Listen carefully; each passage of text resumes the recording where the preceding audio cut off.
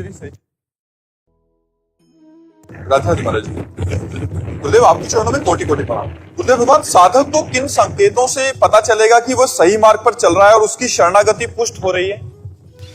जब असत विचार कम होने लगे, असत विचार माने संसार के निषिद्ध कार्य जिसे संत और शास्त्र रोकते हैं, उनका चिंतन कम होने लगे और भागवतिक चिंतन बढ़ने लगे, प्रभु से अपनापन होने लगे और रिश्ते नाते सब फीके लगने लगे, भजन में रुचि बढ़े और इंद्रियां संयम में होने लगे, तो समझना चाहिए कि हमारे ऊपर भगवान की विशेष कृपा है।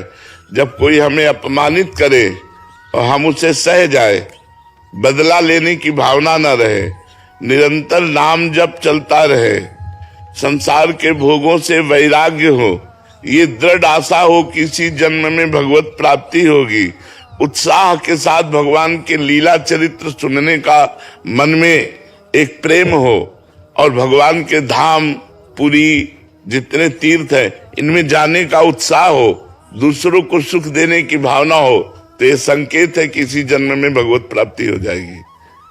ये लक्षण है कि इसी जन्म में भगवत प्राप्ति हो जाएगी।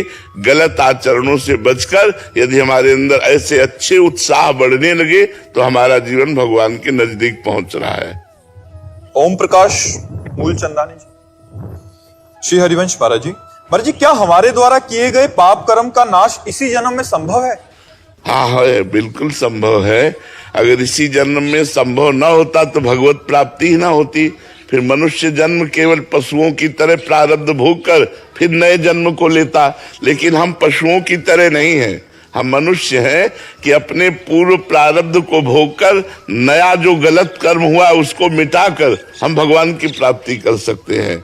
नाम संकीर्तनम यस्य सर्व पाप प्रणाशनम, दो पद्धतियां हैं।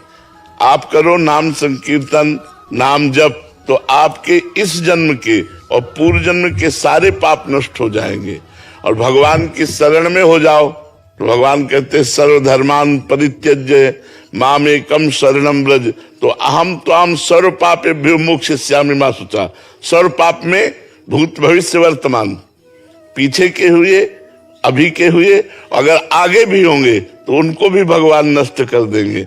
अहम त्वाम सर्व पापेभ्यो मोक्षयिष्यामि मा शुचा, मैं तुम्हारे समस्त पापों को नष्ट करके परम पवित्र कर दूंगा। तो मनुष्य जन्म में इसी जन्म में किए हुए पापों को नष्ट करने का प्रायश्चित, पूर्व जन्म के किए हुए पापों को नष्ट करने का प्रायश्चित और प्रारब्ध को भोगने के लिए मानव शरीर मिला है। दुख सुख उसे भोग ले तो जीवन मुक्त हो जाए। तीन कर्म है, संचित कर्म, प्रारब्ध कर्म और क्रियमाण कर्म। संचित भजन से भस्म हो जाएगा, क्रियमाण संभाल के करो पाप ना बनने पावे। अगर बन जाएगा तो नाम जब नाम कीर्तन से वो भी मिट जाएगा। और प्रारब्ध को भोगना पड़ता है, बड़े बड़े ऋषि मुनियों को, संत महात्माओं को भी प्रारब्ध भोगना पड़ता है। जो शरीर का दंड है वो उन्हें भोगना पड़ता है, चाहे कोई ऋषि मुनि हो या पापी पुरुष हो, प्रारब्ध भोगना ही पड़ेगा। प्रारब्ध बिना भोगे नहीं करता है। हाँ, अगर भजन बल से चाहे तो मिटा सकता है, लेकिन वो अगर भजन बल से प्रारब्ध मिटाना चाहेगा तो भगवत प्राप्ति नहीं होगी। तो भगवत प्राप्ति करनी है तो प्रारब्ध भोगना पड़ेगा। इसीलिए बड़े बड़े महापुरुषों को भी शारीरिक रोग भोगने पड़े। राहुल जी महाराष्ट्र से। राधे राधे महाराज जी। महाराज जी, हर महान भक्त को कष्ट सहना पड़ता है, पर मुझे तो सब अनुकूलता प्राप्त हो रही है, तो ऐसे में महाराज जी। तो अभी डिग्री की पढ़ाई अलग होती नहीं, ककाहरा की पढ़ाई अलग होती है। अब काका गागा पढ़ने वाला विद्यार्थी ही डिग्री में पहुंचेगा, लेकिन अभी डिग्री में थोड़ी पहुंचे हो।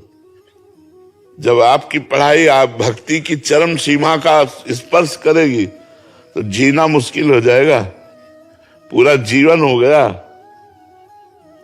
कष्ट ही सहते हुए, पूरा जीवन। जब भूख थी तब भोजन नहीं था, आज भोजन है तो पा नहीं सकता हूं। तो हर कष्ट सहना पड़ा था, हर कष्ट, विरोध का